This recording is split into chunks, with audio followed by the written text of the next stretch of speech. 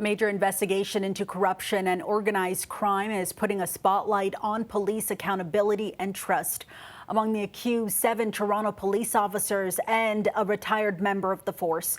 Joining us now is Clayton Campbell, president of the Toronto Police Association. Clayton, thank you so much for being with us today. Yeah, thanks for having me. I just want to get a sense of what you're hearing from, your members, your organization, that their fellow officers are now facing charges as part of this police investigation.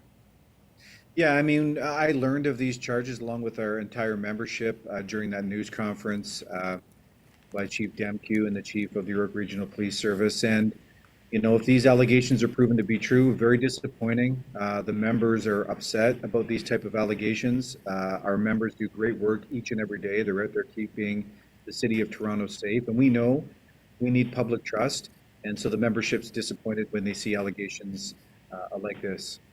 A question that was asked at this police presser to the police chiefs here is whether or not more charges could be laid here. Are you concerned that there could be more police or members of the police force involved or facing charges named here? Do we know just how widespread this is?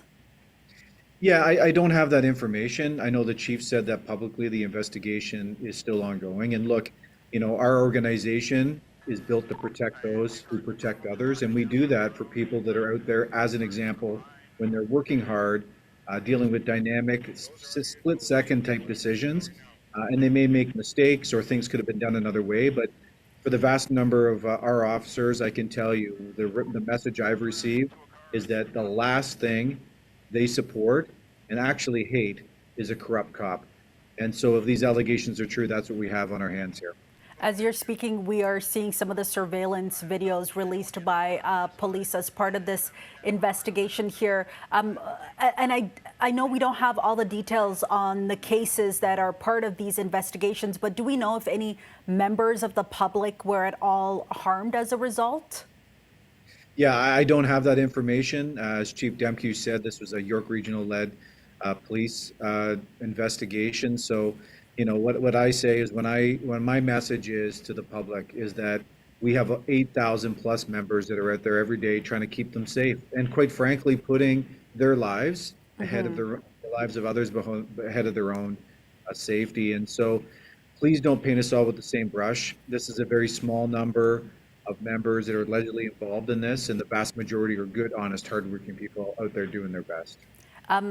Part of the allegation also is that there were police officers unlawfully accessing a database information of fellow police officers, allegedly, as we heard, as part of this investigation. So a lot of questions as to how this can happen and whether or not this database is safely secured. As we heard, it was information of fellow police officers that was allegedly leaked. Now the public is wondering whether or not that would include their own information.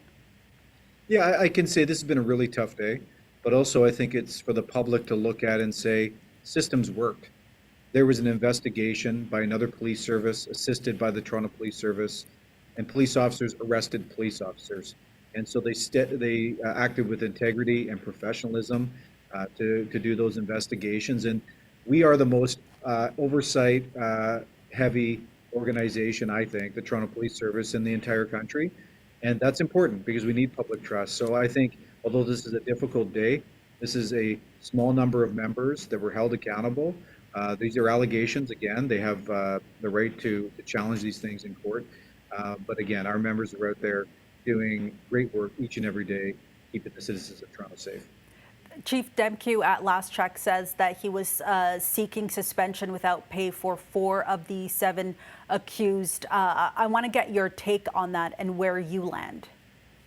Yeah, so the new Police Act, the CSPA, that came out last April, allows for suspension with pay in very, very small circumstances. So, these are all new allegations. They've just come out in the last couple of days. So, of course, our responsibility is to review and make sure there's due process for every single member. So we're going to review it. If the chief has applied his authority correctly, then that's great. If not, then we'll look at alternatives. But again, I want to reiterate that our members don't like this type of activity. It hinders public trust. We need public trust. We need the public to support us. And I can tell you, the morale of our service is shaken with stuff like this. So if you're out there and you see a police officer, a special constable, a parking officer, thank them. Thank them for the work that they're doing because they need to hear that today. Yeah, you've sent a couple of messages to the public here. I wanted to end our conversation off with giving you the opportunity to speak directly to members of the public as there are questions around or accountability, putting a spotlight on accountability and trust here. Yeah, I understand that. I understand that trust is shaken at times. And I can tell you that for us at the association and the members I so proudly represent, we know we need public trust. We know we have the trust of the citizens of Toronto. We do our own polling, so we know it's very high, but we don't take it for granted. And please know, and I speak directly to the public, that the last thing our members like, and I'll say it again, is a corrupt cop. We don't stand for it. I'm here speaking about it. And please, please do not paint all 8,000 plus members with the same brush based on the actions of a few individuals. We're going to end things off right there. Clayton Campbell, president of the Toronto Police Association, we thank you so much for taking the time to speak with us. Yeah, thanks for having me.